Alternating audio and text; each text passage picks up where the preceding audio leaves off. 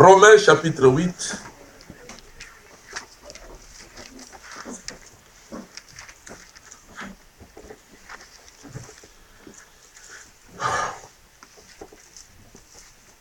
Nous commençons au verset 29 jusqu'à 32. Et nous allons encore remonter depuis le verset 16 jusqu'à 17. Mais je vous demanderai de lire tous les chapitres à la maison, ça va vous aider beaucoup aussi. Mais ceux qu'il a connus d'avance, il les a aussi prédestinés à être semblables à l'image de son Fils, afin qu'il soit le premier-né d'un grand nombre de frères. Et ceux qu'il a prédestinés, il les a aussi appelés. Et ceux qu'il a appelés, il les a aussi justifiés. Et ceux qu'il a justifiés, il les a aussi glorifiés. Amen. Que dirons-nous donc à ce sujet? Si Dieu est pour nous, qui sera contre nous? Amen. Lui qui n'a pas épargné son propre Fils, mais qui l'a livré pour nous tous, comment ne nous donnera-t-il pas aussi tout avec lui par grâce? Amen. Qui accusera les élus de Dieu? Dieu est celui qui justifie. Amen. Qui les condamnera? Le Christ Jésus est celui qui est mort. Bien plus, il est ressuscité. Il est à la droite de Dieu. Amen. Et il intercède pour nous. Amen. Qui nous séparera de l'amour de Christ?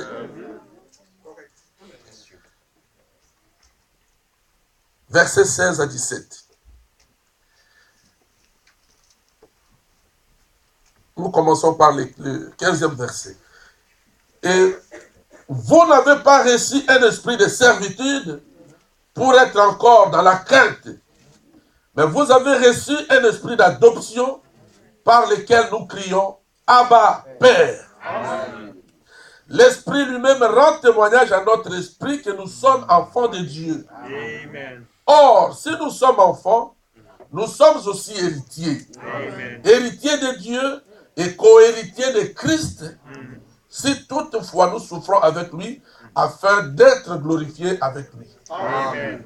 Prions le Seigneur. Dieu notre Père Céleste,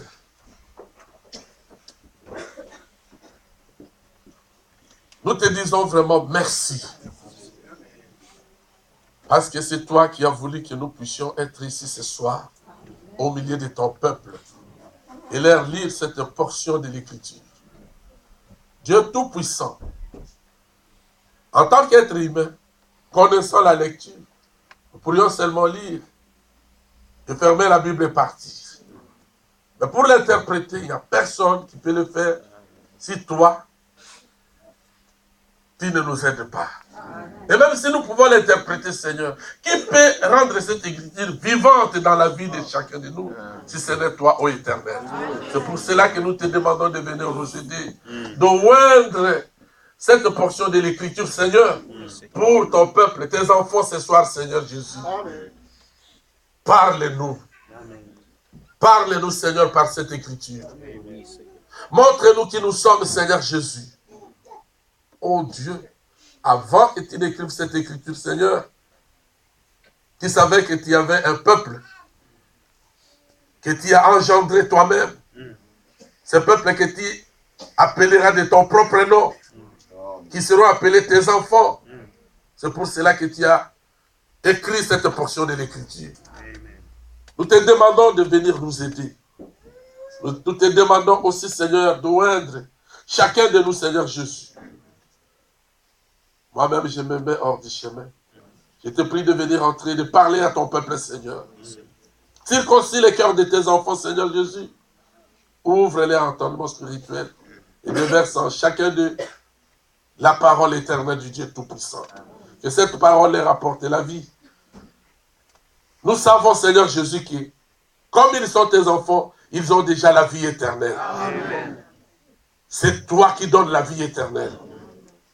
Ainsi, Seigneur, nourris-les de la parole, de la nourriture, de la vie éternelle, pour que la vie continue à croître toujours. Au nom de Jésus-Christ. Amen. Amen. Vous pouvez vous asseoir. Notre exhortation de ce soir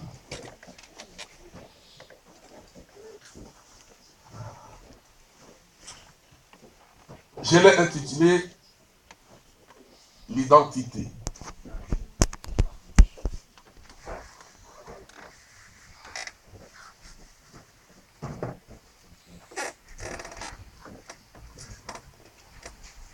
Si vous voulez me connaître bien, surtout chez nous là-bas au Congo, les policiers, ils ont toujours l'habitude de demander, présentez-vous. Donc, quand ils vous demandent, présentez-vous là-bas, cela veut dire que ils veulent que vous leur donniez la carte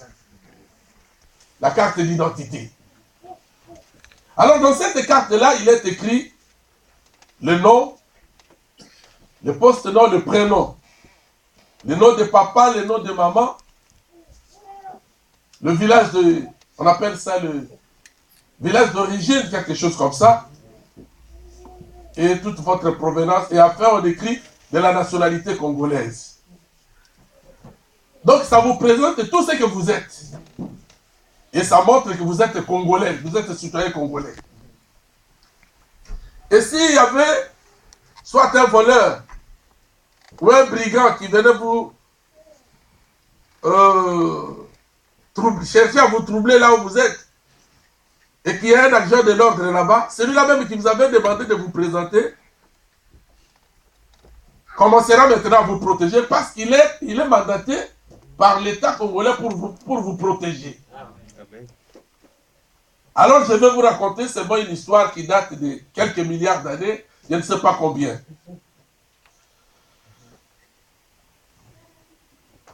Il était une fois un être, un grand être,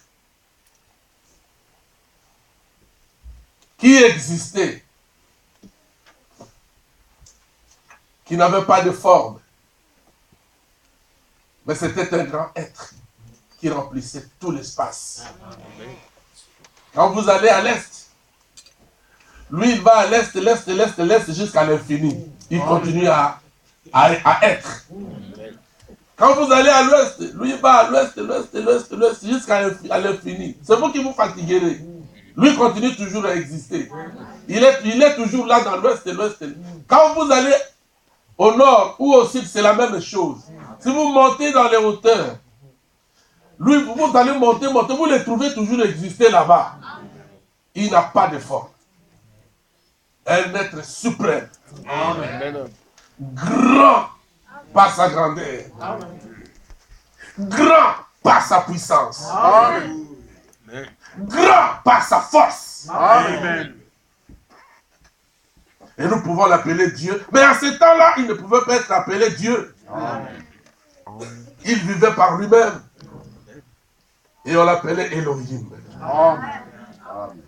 C'était une fontaine de lumière. Amen. Dont la grandeur est incommensurable. Amen. Le Tout-Puissant. Amen. Il était tellement grand, au point que quand vous vous approchez de sa grandeur, vous risquez même de disparaître. Parce que lui est tellement grand et vous êtes tellement petit. Il était grand. Et cette fontaine de lumière, c'était une lumière très belle. Amen. Plus que même le diamant. Et le prophète dit, dans cette fontaine de lumière, cette fontaine de lumière, c'était celui qu'on appelait Elohim. Celui qui existe par lui-même. Le Tout-Puissant. On ne pouvait pas l'appeler Dieu parce qu'il n'y avait personne pour pouvoir l'adorer. Amen, ça c'est vrai. Il n'y avait pas d'ange, il n'y avait pas d'homme, il n'y avait rien. Mais en lui, il avait une grande pensée éternelle. Amen. Et dans cette grande pensée éternelle-là, il y avait des attributs. Amen. Il voulait être père. Amen. Il voulait être fils. Il voulait être Saint-Esprit. Il voulait être sauveur. Amen. Il voulait être guérisseur. Amen. Il voulait être rédempteur. Amen. Il voulait être Dieu. Amen. Il voulait être adoré. Amen. Il avait tout ça dans sa pensée.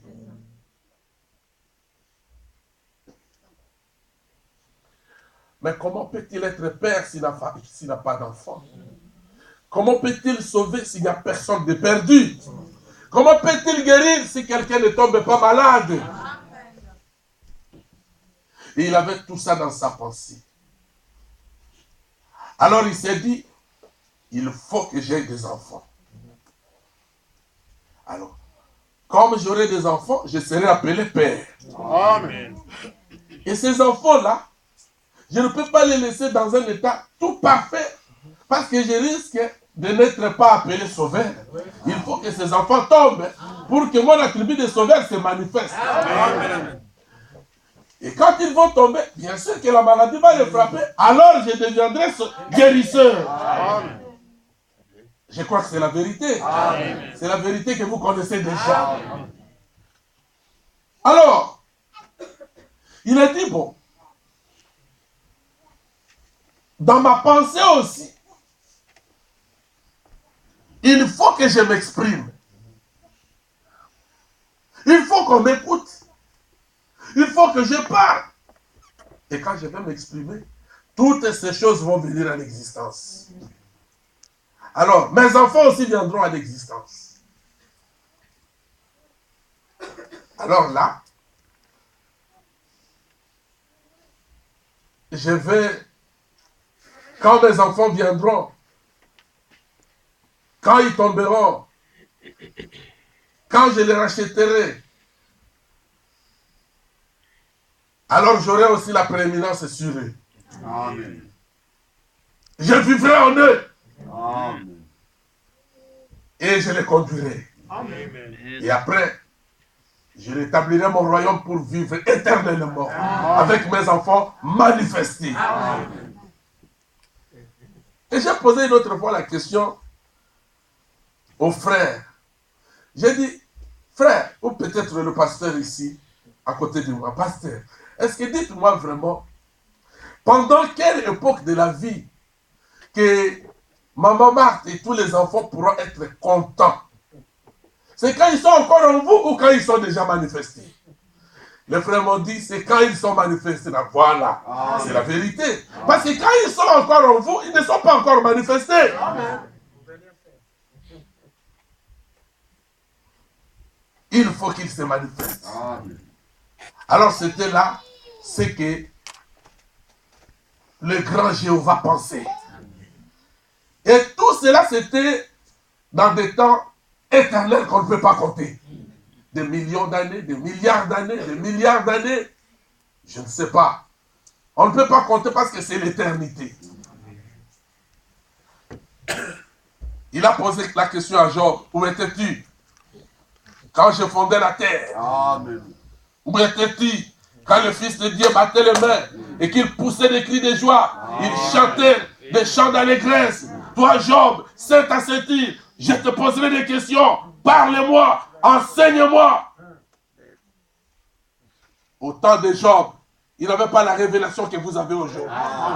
Et Job a dit, moi je me réponds dans la poussière. Je n'ai pas de réponse à donner, pardonnez-moi. Et peut-être que si Dieu pouvait vous poser ce genre de questions aujourd'hui, vous diriez, j'étais en vous. Amen. Alléluia. Amen. Parce que vous ici, vous n'êtes pas devenu enfant de Dieu le jour où vous étiez baptisé. Non. Vous n'êtes pas le fils ou la fille de votre père le jour où on a écrit votre nom dans les livres de l'état civil. Non. Vous êtes le fils ou la fille de votre père par la naissance, par le sang. Amen. Ça, c'est Est-ce que vrai. vous comprenez cela? Amen. Nous ne sommes pas le fils de Dieu parce que nous sommes baptisés au nom de Jésus-Christ. Non, monsieur. Non! Nous sommes fils de Dieu parce que notre Père nous a engendrés avant la fondation du monde. Amen. Ça, c'est vrai. Est-ce que c'est clair? Amen. Parce qu'il y a des gens qui ont peur. Oh, parce que ceci, oh, j'ai fait ceci, oh, j'ai broché, oh, je suis tombé, oh, j'irai en enfer. Tu n'iras pas en enfer. Merci, Qui t'a dit Seigneur. que tu iras en enfer?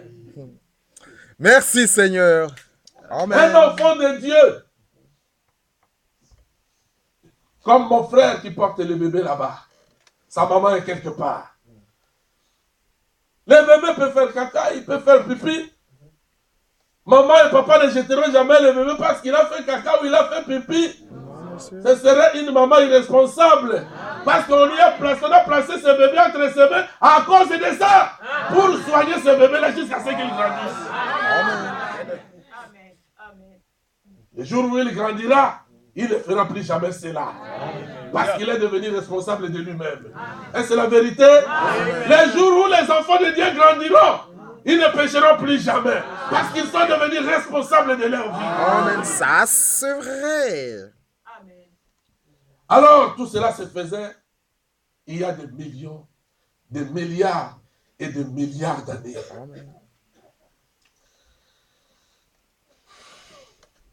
Et Dieu, pendant ces temps-là éternels, il avait vu ses enfants qui étaient en lui, dans sa pensée, dans sa vision en tant que Dieu. Il a vu ces enfants-là tomber déjà, quand ils étaient encore en lui. Vous n'êtes pas tombés aujourd'hui. Le péché ne vous a pas frappé aujourd'hui. Vous êtes tombés quand vous étiez encore en Dieu. Est-ce la vérité? Vous pouvez vous demander comment cela peut-il se faire être en Dieu et tomber? Quelqu'un qui est en Dieu, dont rien au monde ne s'est manifesté, comment il peut tomber? Alors moi je vous poserai la question. Pourquoi Dieu a-t-il tué un agneau?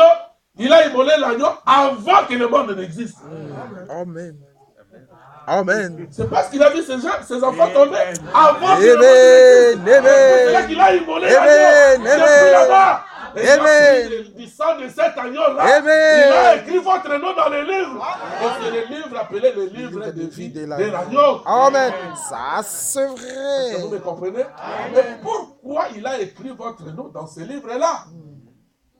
Et c'est ce qu'on appelle l'élection. Amen. L'élection, ce n'est pas parce que Dieu vous a vu tomber, alors il dit, bon, j'ai choisi, celui-ci est mon fils, j'ai choisi ma fille ici, j'ai choisi mon... Non. Frère Branham dit, il a vu comment vous vous battiez vous-même pour chercher à sortir de cette situation du péché où vous étiez tombé avant la fondation du monde. Alors là, il a vu comment vous battiez. Les autres se fondent dans le péché et n'ont pas le souci de revenir à la vie. Ils n'ont pas le souci de revenir au salut. Ils ont dit, nous sommes tombés, nous restons là. Mais toi, tu as dit, moi je ne peux pas rester là. Moi je ne suis pas fait pour tomber. Alors quand Dieu a vu cela, il a dit, celui-ci a besoin d'être sauvé. Et avec le sang de l'agneau, il a écrit votre vie, votre nom dans le livre de vie de l'agneau. Et il n'y a que ceux-là qui... C'est ça l'élection de Dieu. C'est comme ça que Frère Branham explique l'élection.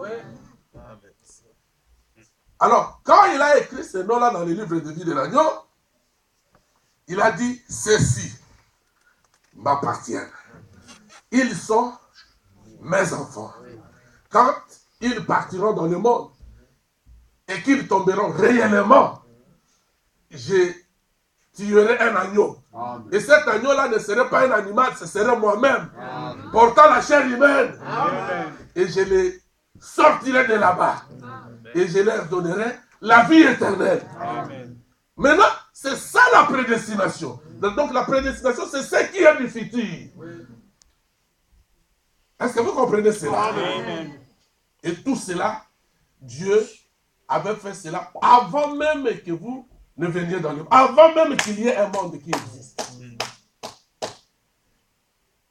Alors pour accomplir cela, il a dit, maintenant, je dois prendre une forme. Et c'est la seule forme que Dieu a prise.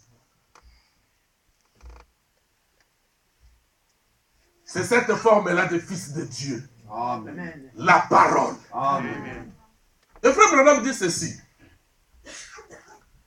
Quand il était cette fontaine de lumière-là, il y avait deux rivières qui le traversaient. La rivière pure de la justice et la rivière de l'amour. Or, quand les enfants de Dieu étaient tombés, cette rivière de la justice commençait déjà à se manifester pour chercher à condamner. Parce que la justice, quand on parle de la justice, Cela veut dire qu'il y a la loi. Et quand on parle de la loi, il y a le jugement. Et après le jugement, c'est la mort, la condamnation. C'est ce que la justice cherchait de nous. Ne demandez pas à Dieu de vous donner la justice. Demandez toujours la grâce de Dieu pour vous. Demandez toujours la miséricorde de Dieu pour vous. La justice, nous n'avons pas, nous ne pouvons pas nous tenir devant la justice de Dieu.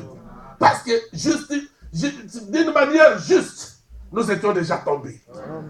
Et alors, nous devrions être condamnés. Alors, quand la rivière de la justice se mouvait pour chercher à nous condamner, c'est ainsi que la rivière de l'amour, elle aussi a monté ce flot pour dire que non, ils ne seront pas condamnés, moi je prendrai leur place. Amen. Et c'est pour cela que nous chantons. Quand l'amour s'est élancé, Dieu a jeté sur nous sa grâce. En nous envoyant son Fils sous la forme de la chair humaine pour faire couler son sang et nous racheter. C'est la rivière de l'amour qui nous a sortis de là, de cette condamnation du péché. Et qui nous a mis devant Dieu, placés devant Dieu comme des enfants saints qui n'ont jamais péché. Et vous pouvez dire à Dieu, oh tel a péché, celui-là il a péché. Dieu dira, je ne l'ai jamais vu pécher. La rivière de l'amour dira, je l'ai déjà lavé, j'ai pris toute sa place sur moi, j'ai pris tous ses péchés, toutes ses opprobres, toute sa honte, je me suis revêtu de cela. D'ailleurs, j'étais, crucifié nu devant toute l'humanité, j'ai pris sa place. Le châtiment qui doit nous donner la paix, moi je l'avais déjà pris sur moi. Et par mes meurtricides, ils sont déjà guéris. Je suis l'Éternel qui te guérit de toutes tes maladies. Je suis l'Éternel qui te pardonne de toutes tes iniquités. C'est l'amour de Dieu qui a fait tout cela pour nous. Et maintenant, tout cela devait, Dieu voulait que ça devienne tangible, ça devienne matériel. C'est la raison pour laquelle il a pris une forme. Cette fontaine de lumière, grande qu'elle était, elle a pris une forme pour former un être qui peut apparaître et qui peut disparaître. Cet être-là qu'on appelle la parole. Amen. La lumière. C'est pour cela qu'il est dit dans Genèse chapitre 1er. Au commencement, Dieu créa les cieux et la terre. La terre était informe et vide, il n'y avait rien. Mais l'Esprit de Dieu planait au-dessus des eaux. Dieu dit que la lumière soit. Et la lumière fit. Écoutez-moi mes frères et mes soeurs. Cette lumière qui fit au commencement là, n'était pas la lumière du soleil. Elle n'était pas la lumière de la lune. Elle n'était pas la lumière des étoiles. Non. Le soleil, la lune, les étoiles sont venus au 4e jour de la création. Mais cette lumière qui est venue au 1er jour de la création, c'était la lumière parole. C'était le Logos, le Fils de Dieu, qui est venu, qui a pris forme. Et c'était Dieu lui-même. Il n'y a pas de Dieu. Il n'y a pas trois dieux. Il n'y a qu'un seul Dieu qui change de forme. Ça, c'est vrai. Est-ce que vous comprenez cela? Amen. Il a maintenant pris la forme de la parole pour commencer à manifester, extérioriser tout ce qui était dans sa pensée. Amen. C'est pour cela que la Bible dit, au commencement était la parole. Je pense que c'est Jean chapitre 1. Amen. La parole était avec Dieu et la parole était Dieu. Elle était au commencement avec Dieu. Tout ce qui a été fait par elle. Amen. Et rien de ce qui a été fait n'a été fait sans elle. Amen. En elle était la vie et la vie était la lumière. Amen. La lumière louit dans les ténèbres, mais les ténèbres ne l'ont pas reçu. Mais à ceux qui l'ont reçu, amen, amen, amen, amen, amen. Il a donné le pouvoir. Amen, amen. Est-ce que vous l'avez reçu, mon frère? Amen. Est-ce que vous l'avez reçu, ma soeur? Amen. Alors la lumière vous a donné le pouvoir de devenir amen. Amen. Les enfants de Dieu. Amen. La lumière vous a donné le pouvoir de devenir enfant de Dieu. Est-ce que par la volonté de la chair? Non. Non, monsieur. Par la volonté de papa et maman? Non. Vous êtes des fils et des filles engendrés de Dieu lui-même. Amen. La volonté de Dieu lui-même. Parce que vous avez cru à la lumière. Amen. Vous avez reçu la lumière. Amen. Merci, et la lumière, Dieu l'envoie. Chaque âge a la lumière laquelle Dieu envoie pour cet âge-là. Dieu, il est Dieu réellement. Mais À notre temps ici, il ne peut plus nous envoyer la lumière du temps de Moïse. Non. Il ne peut plus nous envoyer la lumière du temps de Noé. Non. Nous avons la lumière du temps du soir. Quand vous recevez la lumière du temps du soir, Dieu vous donne le pouvoir de devenir enfant de Dieu. Vous êtes né de la volonté de Dieu lui-même. Et personne ne peut vous accuser. Personne ne peut vous séparer de l'amour de Dieu. Comment? Nous parlerons de cela. C'est pour cela que je parle de l'identité. Chaque enfant doit connaître son identité. Qui est son père? Qui est sa mère? Quel est son village? Quelles sont ses origines? Quel est son pays? Vous devez connaître votre père. Vous devez connaître votre nation. Vous devez connaître votre pays et connaître aussi les lois de votre pays. Les lois qui vous donnent des garanties sur certaines choses et les lois qui vous interdisent aussi certaines choses. Vous devez connaître cela. Chaque enfant, chaque homme, chaque être humain, il doit connaître son identité. Même dans un pays étranger, il dira, non, moi, mes origines viennent du Congo. Mes origines viennent de l'Afrique. Chaque enfant de Dieu, il doit connaître ça. Et les pays dans lesquels vous vivez, vous devez aussi connaître ces lois et vivre par rapport aux lois de ces pays. Mais vous devez savoir que votre sang. Amen, amen. Est-ce que nous sommes des êtres humains? Nous connaissons que notre sang vient de notre Père Dieu. Amen. Si notre sang venait de notre Père Dieu, pourquoi est-ce que nous devons vivre à la mondanité? Non, notre sang n'est pas celui-là. Notre sang est le sang du royaume. Le sang d'un grand roi. Connaître notre identité. Qui nous sommes? Moi, je suis le fils du roi. Comment je dois aller me marier avec une prostituée là-bas? Non, c'est impossible. Moi, j'ai le sang royal. Amen. Comment dois-je me rabattre encore pour vivre dans une vie de bassesse? Non, ce n'est pas possible. Je suis quand même prince. Amen. Je ne vous parle pas de Tikamasumu, laissez ceci, laissez cela. Moi, je n'enseigne jamais cela. Mais je montre aux enfants de Dieu leur position, Amen. Qui ils sont. Amen. Et ils doivent être conséquents de ce qu'ils sont. Est-ce que vous comprenez cela? Amen. Et je ne vous enseigne pas de nouvelles choses. Je ne vous fais que rappeler ce que votre pasteur vous a déjà enseigné ici. Amen. Est-ce que votre pasteur c'est un grand homme de Dieu? C'est un grand prédicateur? Amen. Mais nous ne faisons que rappeler. Amen. Quand nous venons, nous ne faisons que rappeler. Pour que les enfants de Dieu aient toujours dans leur pensée, dans leur mémoire, dans leur vie, la pensée de ce qu'ils sont. Amen. Parce que vous êtes des fils et des filles de Dieu. Maintenant, il est devenu la parole. Et il a commencé à parler. Maintenant, nous ne sommes plus à des millions, dans des milliards d'années. Nous sommes maintenant au commencement. On va maintenant commencer à compter les temps. Dieu dit que la lumière soit. Dieu dit que ceci soit. Dieu dit que ceci soit. Et après, au 6e jour, il a dit, faisons l'homme à notre image et à notre ressemblance. Frère, faisons l'homme à notre image et à notre ressemblance. Je ne sais pas si nous comprenons réellement ce verset-là. Un homme à l'image de son père, à sa ressemblance. Mais si vous ressemblez à Dieu, vous êtes Dieu. Amen. Si vous avez l'image de Dieu, vous êtes Dieu. Amen. Il est dit de Jésus, il est l'image du Dieu invisible. Amen. Ça, c'est vrai. N'est-ce pas, parce que Amen. L'image. Et dans ce monde ici, il n'y a que deux races. Il y a la race de Dieu. Amen. Et il y a la race de Satan. Amen. Celle que nous appelons la semence du serpent. Ceux-là de la semence du serpent, ce ne sont pas les hommes que Dieu a créés à son image. Non. Non. Comment pouvez-vous dire qu'un mangue puisse donner le fruit soit de l'avocat ou d'un orange? Non. Le manguier ne produira que des mangues. L'avocatier ne produira que des avocats. Que chaque semence se produise selon son espèce. C'est ça la loi. Et si Dieu vous a créé à son image, à sa ressemblance, alors vous êtes de Dieu. D'abord, pour commencer, vous êtes déjà de Dieu parce qu'il vous a créé à sa ressemblance, à son image.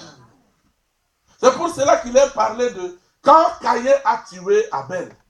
Il est dit là qu'il n'y avait plus d'homme à la ressemblance de Dieu, à l'image de Dieu. C'est seulement quand Seth est venu, maintenant, lui, il est venu comme un homme à l'image de Dieu et à la ressemblance de Dieu. Lisez cela très bien, c'est comme ça dans la Bible. Pas Caïn. Caïn, c'était du serpent. Est-ce que vous me comprenez? Alors, Dieu a commencé à parler. Il a créé les cieux et la terre. Il a créé les mers. Il a séparé les zones avec les secs. Tout ça, vous connaissez. Et après cela, il a créé l'homme à son image. Et quand il a créé l'homme à son image, l'homme qu'il avait créé à son image a été séduit et tombé dans le péché. Maintenant, pourquoi l'homme ne peut-il pas être séduit et tomber dans le péché alors que son père doit être sauveur pour lui? Il devait tomber. C'était la volonté de Dieu que moi je puisse tomber. C'était la volonté de Dieu que toi tu puisses tomber. Amen. Sinon notre père ne serait pas un sauveur. Amen. Sinon il ne serait pas un guérisseur. Sinon il ne serait même pas le Saint-Esprit. Non. Est-ce que vous comprenez cela? Amen. Tout cela c'était la volonté de Dieu. Merci Seigneur Jésus. Et nous étions ensemble avec Jésus quand nous étions dans cette éternité. Amen. Maintenant, nous ne sommes plus dans l'éternité, nous sommes dans le temps.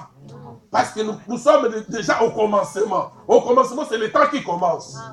Et qui avance jusqu'à aujourd'hui. Mais dans l'éternité, là, dans des milliards d'années, c'était l'éternité. Mais nous étions avec Jésus-Christ ensemble dans l'éternité. Et quand nous sommes venus dans le monde, Frère Branham dit, nous avons pris des chemins différents. Si Dieu pouvait nous faire passer par les chemins qu'il avait pu passer Jésus-Christ, nous ne tomberions pas. Lui aussi ne serait pas sauveur. Lui aussi ne serait pas guérisseur. Il est intelligent. C'est un être parfait. C'est un être merveilleux. Amen.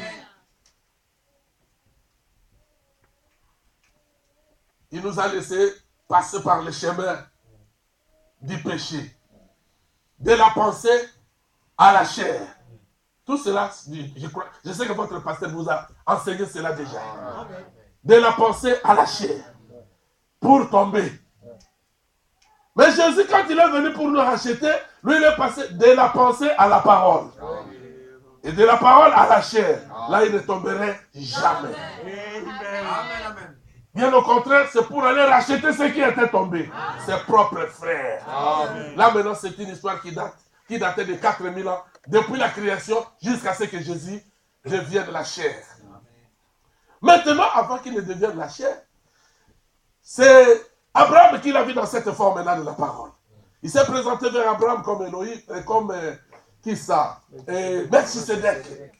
Melchisedec. Béni sois-tu par le Dieu très haut, lui qui t'a donné la victoire devant tous tes ennemis. Et il a béni Abraham. Et Moïse aussi l'a vu. Il a dit à Moïse, dans cet état ici, si quelqu'un me voit, il ne vivra pas. Mais toi, va te cacher sur les rochers là-bas. Moi, je vais te couvrir par la paume de ma main. Mais quand je passerai, je te laisserai, tu verras mon dos. Amen. C'était là la forme, la deuxième forme que Dieu a prise. La première forme, c'était quand il était dans cette fontaine de lumière. Mais maintenant, pour devenir quelqu'un de visible que vous pouvez voir, mais qui peut disparaître. Parce qu'il est là dans ce qu'on appelle en théologie la théophanie. Mais c'est le logos. La même lumière qui a pris forme d'un être. Un être humain, mais qui n'a pas de chair. Est-ce que vous comprenez là? Et c'est à partir de cette forme-là qu'il a commencé à créer. Et c'est comme ça qu'il a connu son peuple dans l'Ancien Testament. Amen. Le même Dieu. Et qui pouvait vaincre son peuple dans la bataille. Dans cette forme-là de l'Ancien Testament. Non. La guerre pour Israël. Israël combattait déjà dans la victoire. Amen. Ça, c'est vrai. Amen. Les bénédictions pour Israël. Israël était déjà un peuple béni. Amen. Le peuple béni de l'Éternel. Amen. Mais si aujourd'hui nous avons reçu le même Dieu, comment nous nous plairons toujours? Comment nous nous lamentons toujours? Oh Dieu, viens à notre aide. Amen. Viens à notre secours. Amen. Nous sommes faibles. Nous sommes Quand on est au début du message, là, vers les années 60, 79, 78 et tout ça, nous on chantait « Oh, je suis faible à tout moment, où je suis touché. Oh, je demande à toi, Seigneur, qui sauve. » Je suis faible à tout moment que je suis touché. Et quand quelque chose m'arrive, je commence à parler. Je commence à crier, Seigneur qui m'a laissé, Seigneur qui m'a abandonné. Il ne vous abandonnera jamais. Jamais, jamais, jamais, jamais, jamais. Amen. Non. Est-ce qu'il avait abandonné Abraham? Non, monsieur. Est-ce qu'il avait abandonné Israël? Non. Est-ce qu'il avait abandonné les prophètes? Non. Lequel des prophètes qui est mort de la sorcellerie? Non. Il n'y a aucun prophète qui est mort de la sorcellerie. Il n'y a aucun prophète qui est mort parce que les magiciens l'ont bouffé. Non, ça n'existe pas. Croyez que vous êtes des enfants de Dieu. Amen. Alléluia. Vous êtes des fils et des filles de Dieu. Oh, merci Seigneur Jésus.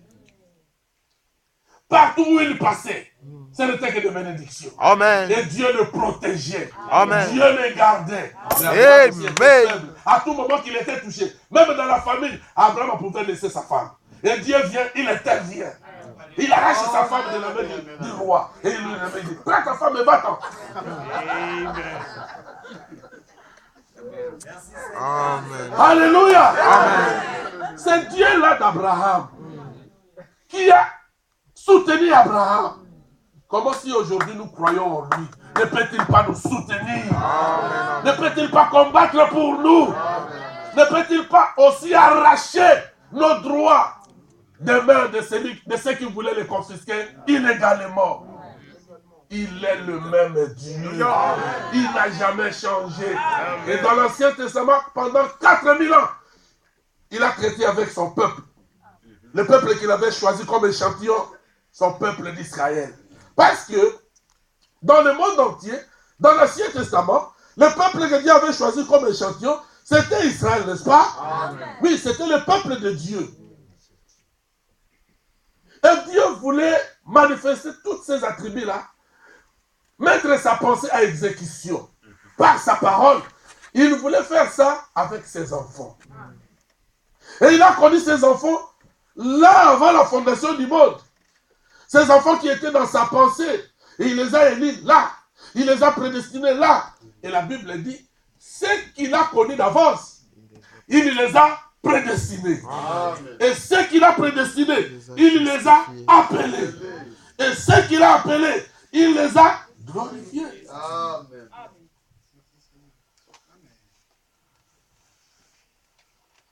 Oui. Et après il dit, que dirons-nous donc à l'égard de ces choses? Que dirons-nous donc à ce sujet? Si Dieu est pour nous, qui sera contre nous? Amen. C'est Elohim qui est devenu la chair, qui est devenu la parole. Pour créer, il a créé tout. Et c'était au commencement. Et il a marché avec sa création dans cette forme-là pendant 4000 ans. Amen. Et après, il devint chair. Il n'y a pas trois dieux. C'est même Dieu-là qui vivait dans la paternité. C'est le même Dieu qui est venu dans la filiation. Et c'est le même Dieu qui est venu dans les 2 derniers jours, dans le Saint-Esprit. Il n'a jamais changé. C'est le Tout-Puissant. C'est le même Dieu. Et maintenant, pourquoi il doit devenir la chair humaine et naître d'une vierge? Parce que Marie n'était pas, je dirais, la mère de Jésus comme les catholiques le pensent. C'était seulement une balle porteuse. Amen. Ça c'est qui portait la vie. Ça c'est vrai. Pour la libérer. Amen. Jésus ne vient pas de Marie. Mais Jésus a passé par Marie. Amen. Vous voyez mes frères, c'était Dieu prenant la chair humaine. Pourquoi? Parce qu'il voulait manifester son attribut de sauveur, son attribut de rédempteur, son attribut de guérisseur, son attribut de fils, jusqu'à ce qu'il devienne le Saint-Esprit. Il s'est exprimé. Il a parlé. Mais il doit prendre la prééminence dans la vie de ses enfants. Amen. Et vivre dans ses enfants. Amen. Marcher dans ses enfants. Amen. Parler dans ses enfants. Parce que Dieu n'a plus d'autre main que les nôtres. Qu'est-ce que vous voulez? Si Dieu veut guérir quelqu'un aujourd'hui, il doit descendre comme un vent et dire, bon, je vous guéris ici. Non! Dieu doit prendre votre main, mon frère. Amen. Vous imposez votre main sur la personne malade. Votre main, la lumière sortira de votre main pour guérir cette personne. Pour prêcher, il prend son serviteur. Il dit, ma bouche c'est toi. Toi tu te mettras devant mon peuple et tu parleras. Mon peuple aura la vie éternelle. Amen. Vous voyez? Alors là, il devait prendre la chair humaine. Maintenant, notre histoire ne fait que descendre. Maintenant, nous sommes dans 2000 ans. Depuis la chair humaine jusqu'à aujourd'hui. Il a pris la chair humaine.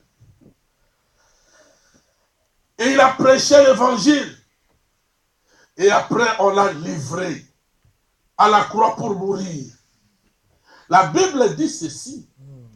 Si Dieu ne nous a pas épargné son Fils pour lui donner afin de mourir pour nous, alors comment pensez-vous qu'il peut nous résister, il peut nous refuser d'autres choses qui sont les moindres importantes? Pendant que son Fils, son âme, son cœur, parce que l'enfant, pour maman et papa, c'est une partie de son cœur, non? Maintenant, il livre une partie de son cœur, il donne. Et ce qui est dehors, à l'extérieur, comment ne peut-il pas donner cela? Il peut donner cela tout facilement. Écoutez ce qu'il dit.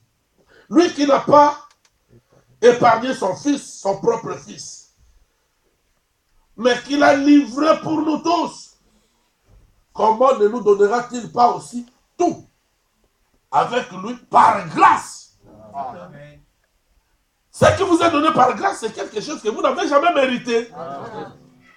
On vous l'a donné parce qu'on a voulu vous le donner. Amen. Jésus nous a donné la vie éternelle parce que Dieu voulait nous donner la vie éternelle. Amen. Qu'est-ce que nous avons fait? Nous n'avons rien fait. Est-ce que nous sommes meilleurs devant Dieu que tous les gens de Bruxelles? Non. Si Dieu nous a aimés, il nous a aimés par la grâce. Amen. La grâce, c'est pourquoi moi j'aime chanter grâce étonnante. Amen. Oh, quelle douceur. Amen. Cette grâce qui a sauvé un malheureux comme moi.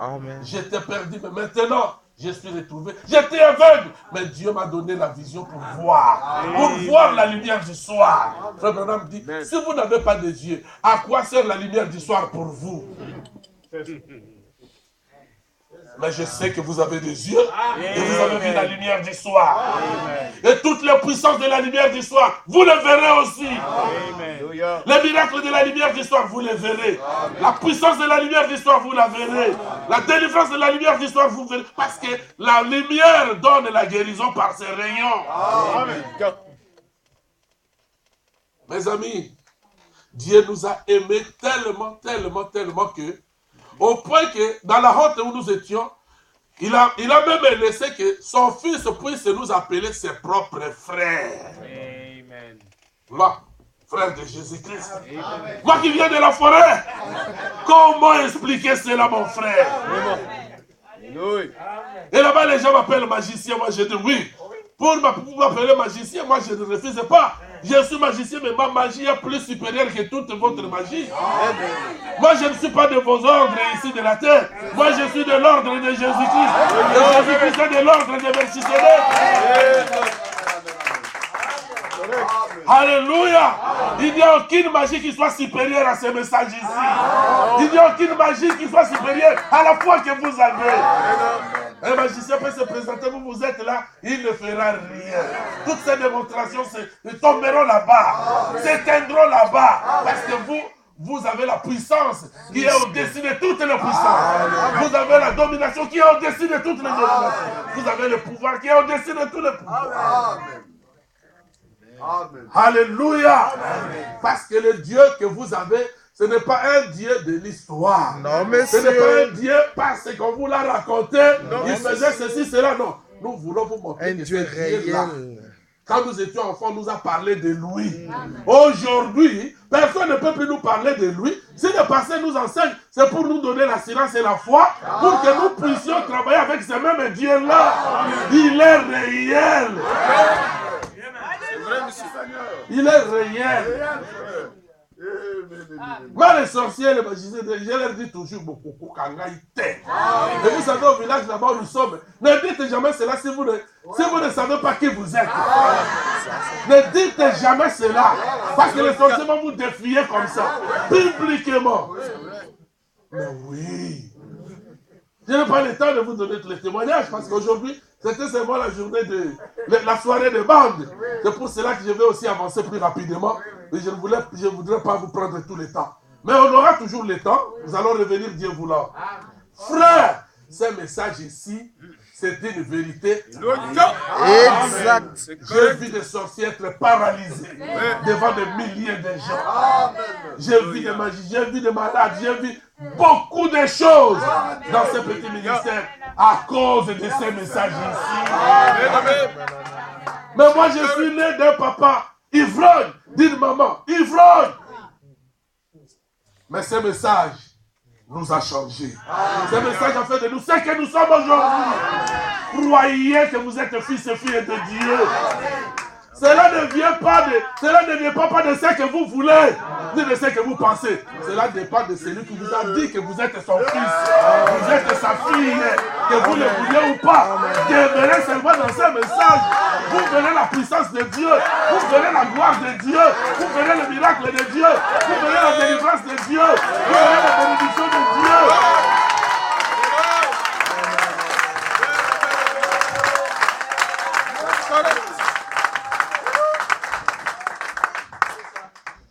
Appelle frère, c'est pas parce que nous avons bien fait, nous avons marché correctement. Aujourd'hui, j'ai marché, je n'ai pas injurié quelqu'un, je n'ai pas eu une mauvaise pensée aujourd'hui. Non, ce n'est pas cela. Cela ne dépend pas de cela. Cela dépend de celui qui vous a aimé. Vous demeurez seulement dans son message. Glorifiez son nom toujours. Dites toujours, Seigneur, j'ai besoin de toi. S'il y a quelqu'un de faible dans ce monde, c'est moi. Viens à mon secours. Il viendra à votre secours. C'est vrai.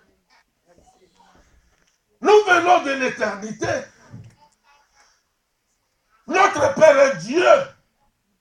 Nous connaissons notre pays. Et notre pays, c'est le ciel. Notre pays, ce n'est pas la Belgique. Notre pays, ce n'est pas le Congo. Nos terres ne sont pas les terres de l'Afrique. Nous venons d'un autre pays lointain. L'Afrique a commencé. La Belgique a commencé. Mais notre pays n'a pas commencé.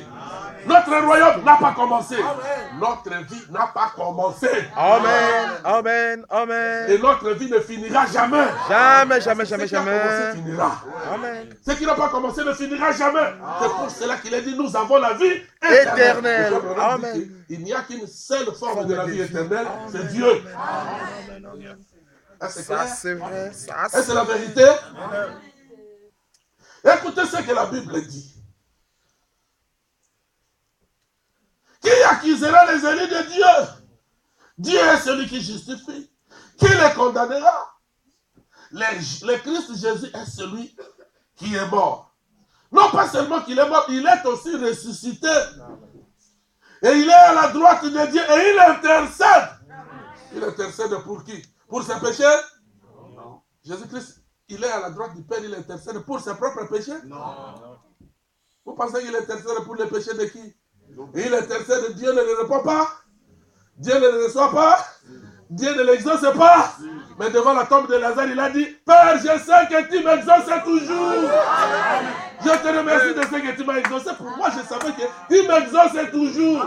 Et si Jésus intercède pour moi, Dieu exauce toujours. En fait, si Jésus intercède pour toi, Dieu exauce toujours. En fait, si Jésus intercède pour toi, Dieu exauce toujours. Mais la Bible dit seulement, nous ne pouvons pas demeurer dans les péchés parce que Dieu exauce Jésus-Christ. Bien au contraire, nous devons démontrer la vie que nous avons. Est-ce que vous comprenez cela? C'est pour cela que j'ai dit, j'étais jeune. Moi, quand j'ai commencé à prêcher cette parole, j'avais 19 ans. 19 ans seulement. Aujourd'hui, j'ai 56 ans. Toute ma vie, c'est dans ce message ici. J'ai dit, Seigneur, je ne trahirai jamais ton nom. Amen. Mais je suis un homme qui a des pensées mauvaises qui peuvent aussi venir. Pardonne-moi tout simplement. Je peux aussi dire quelque chose qui ne soit pas correct. Si tu vois que ce n'est pas correct, dis-moi, je vais aussi le rectifier. Mais aller dans des boîtes de nuit, aller dans des cabarets, non, ça ce n'est pas la vie d'un chrétien. Ça ce n'est pas la vie de quelqu'un qui est fils ou fille de Dieu. Ce n'est pas sa vie. S'il tombait, il va revenir, il ne retournera plus jamais là-bas. Oh, est-ce que vous me merci comprenez, Seigneur. mes frères? Il ne retournera plus jamais là-bas. Parce que ce n'est pas sa vie. La vie se manifeste par ce que vous faites extérieurement. Est-ce clair? Si vous êtes fils de Dieu, cette vie va se manifester. Si vous êtes pécheur, cette vie va se manifester. Mais Jésus intercède pour ses frères et pour ses sœurs. C'est pour cette raison qu'il était passé par ce chemin-là jusqu'à mourir à la croix. Pour prendre tous nos fardeaux, prendre toutes nos souffrances, prendre toutes nos douleurs. C'est de nos douleurs qu'il a portées. Ce sont nos souffrances qui ce sont nos souffrances qu'il a portées. Et c'est de nos douleurs qui s'est chargé. Et le châtiment qui nous donne la paix est tombé sur lui. C'est Ésaïe 53, je pense. Et c'est par ces meurtrissures que nous avons été guéris. Parce que nous devons être guéris. Il y a des gens qui pensent que la vie éternelle, c'est seulement quand vous avez le Saint-Esprit, même si vous êtes malade, alors c'est fini, vous êtes condamné à être malade. Non. La vie éternelle donne aussi la bonne santé. Amen. Vous comprenez cela? Il n'y a pas d'enfant de Dieu qui doit rester esclave de la maladie. Non. Oh, monsieur, ça c'est vrai. C'est pour mourir, j'accepte de mourir. Mais être condamné par la maladie pendant 20 ans, non. Là, je dirais non. Je dis non, non, non, non. Ne croyez jamais à cela. Parce que nous avons celui qui nous a dit, celui qui écoute ma parole et qui croit à celui qui m'a envoyé a déjà la vie et ne vient point en jugement. Il est passé de la mort à la vie. Amen. De la mort à la vie, ça veut dire quoi? Passer de la mort à la vie. Moi, je suis passé de la mort à la vie, alors je reste dans la mort. Non. Cela veut dire qu'il y a une marche. Vous quittez la mort pour aller à la vie. Quand on dit qu'il a quitté Bruxelles pour Paris, cela veut dire qu'il marche. Il se déplace. Tout ce qui est de Bruxelles doit rester à Bruxelles. Parce qu'il doit se rencontrer avec les bonnes choses qui sont à Paris. Alléluia. Il est passé de la mort à la vie. Là où il y a la mort, il y a les ténèbres. Il y a la maladie. Il y a les malédictions. Il y a les pauvretés. Il y a des soucis. Il y a des souffrances. Et vous avez la vie éternelle. Vous avez reçu Jésus-Christ. Vous commencez à marcher avec lui. Vous marchez avec les souffrances. Vous marchez avec la maladie. Vous marchez avec la mort. Là où il y a la vie. Et là où il y a la vie, vous arrivez avec la mort. Est-ce que c'est clair? Est-ce que ça peut se faire comme ça? Non. C'est comme ça que moi j'ai compris cette écriture. Donc, je pars, j'ai quitté la mort, j'ai quitté le péché. Il est passé du péché au salut. Amen. Il est passé de la malédiction à la bénédiction. Est-ce que c'est clair? Amen.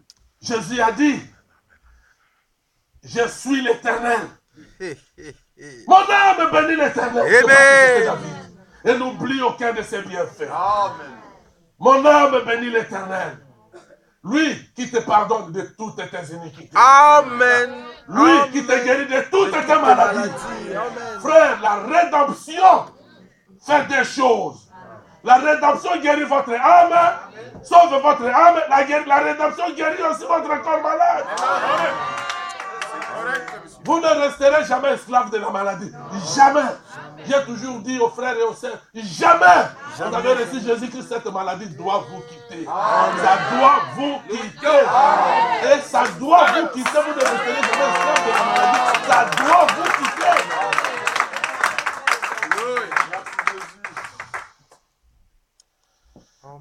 Terminons, mes amis. Il dit ceci. Écoutez maintenant ce qu'il a dit au verset 16. Il dit, et vous n'avez pas reçu un esprit de servitude. J'ai commencé par 15. Pour être encore dans la crainte. Celui qui est dans la servitude, l'esclave, il est dans la crainte. Mais l'esprit que vous avez reçu, c'est l'esprit qui vous fait sortir de l'esclavagisme. C'est l'esprit qui vous fait sortir de la crainte. Vous avez reçu l'esprit qui crie Abba, Père. Amen. Et l'esprit lui-même rend témoignage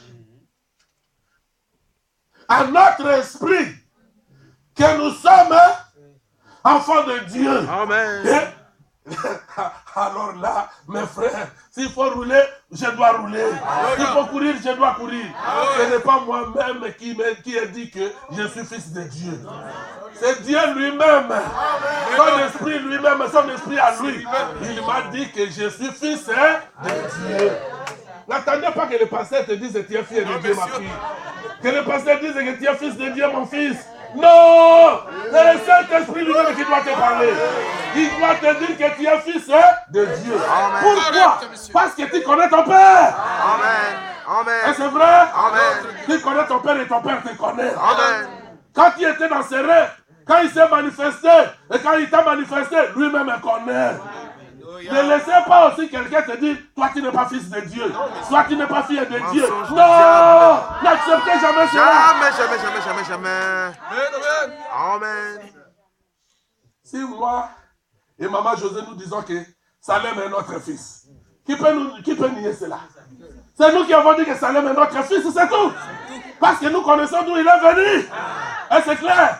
Et si Dieu dit que tu es son fils, c'est parce qu'il le connaît. Il sait que tu es son fils. Tu sors de ses rêves, non? Tu sors de ses rêves. Et tu es son fils. Amen. Et que Dieu lui-même dise que tu es fils de Dieu. Quand Dieu te dit ça dans ton cœur, le Saint-Esprit, quand il te le dit, n'écoutez plus jamais personne qui te dira autre chose que ça. Il ne faut plus jamais écouter cela. Est-ce que vous me comprenez, mes frères? Amen. Oui, l'Esprit lui-même rend témoignage à notre esprit. Quand nous venons ici et que le pasteur prêche, une révélation qui vient, qui sort de la bouche du pasteur, ça entre dans ton cœur et ça fait te crier Alléluia, merci Seigneur. Et tu es convaincu que le Saint-Esprit est en toi et il te dit que tu es fils de Dieu, tu es fille de Dieu. Croyez à ça. Amen. C'est le Saint-Esprit. Amen. Lui-même qui rend témoignage à notre esprit. C'est lui-même. C'est comme un papa qui dit que tel fils c'est mon fils. Parce qu'il sait comment il a engendré. Il sait que c'est son fils par telle femme. Ou si réellement c'est sa propre femme depuis l'enfance, alors ça, les enfants ne sont plus à douter. Parce que ce sont des enfants réels. Et notre papa n'est pas un coureur de jupons. Notre papa, c'est un véritable papa. Il a sa femme, il a des enfants. Ça s'arrête là. Tous ces enfants sont dans son programme. Tous ces enfants sont dans son livre. Tous ces enfants, il les a écrits dans les livres de Ville et de l'agneau avec l'encre, on appelle ça, indélébile. Amen. Amen. Et c'est clair. Amen. Et il commence à proclamer, à dire à ses enfants, toi tu es mon enfant, toi tu es ma fille, par la prédication de la parole. Et quand tu écoutes la parole, tu dis, oh, merci Père, merci Seigneur. Peut-être que tu commences à pleurer. Tu dis, oh, depuis tout ce temps ici, pourquoi est-ce que j'ai agi en bête comme ça? Pourquoi j'ai été stupide comme ça, Père? Pourquoi? Il te dira parce que tu ne comprenais pas. Et il essuie tes larmes, il dit, je te donne le Saint-Esprit. Amen, merci Jésus. Tu es mon fils, je t'ai engendré aujourd'hui. Tu es mon fils, tu es le petit frère de Jésus-Christ. Amen. Et la Bible dit pour terminer, si nous sommes fils, nous sommes encore héritiers. Amen. Amen. Si nous sommes fils, si nous sommes filles, nous sommes qui? Héritiers.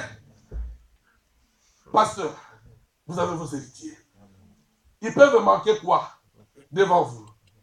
Les maisons leur appartiennent. Tous les biens leur appartiennent. Et tu fais ça pour eux. Ce sont des héritiers.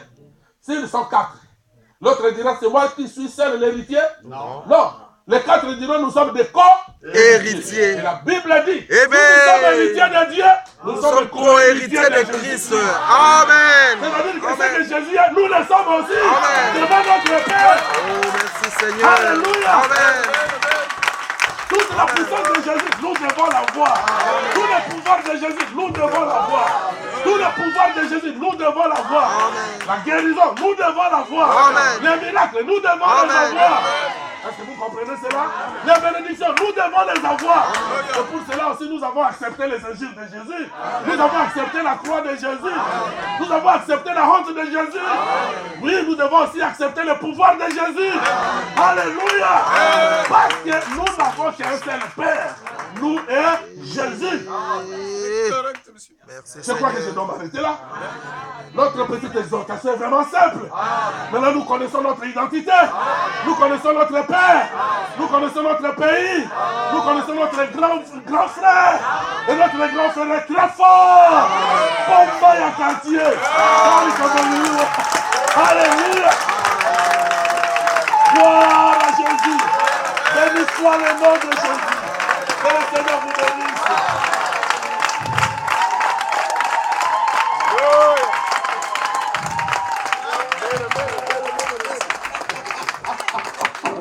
Amen.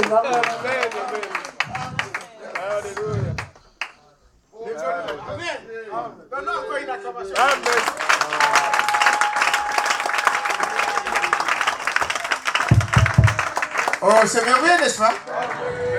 L'identité. Ah, vous ne direz pas qu'on ne vous parle pas de ces choses. Le problème, c'est de savoir qui tu es. Hein? Dans ton cœur, là, tu sens quoi? Tu viens d'où? Amen. C'est ça le problème. Savoir qui je suis. Et si tu sais ce que tu es, alors je n'ai plus peur de personne. Nous héritons tout de Jésus. Nous acceptons les bénédictions, nous acceptons aussi tout ce qu'on a inspiré Jésus, vous devez aussi accepter. Acceptez aussi que le monde vous critique. Voyez-vous ça? Nous allons prier. Frère, c'est vraiment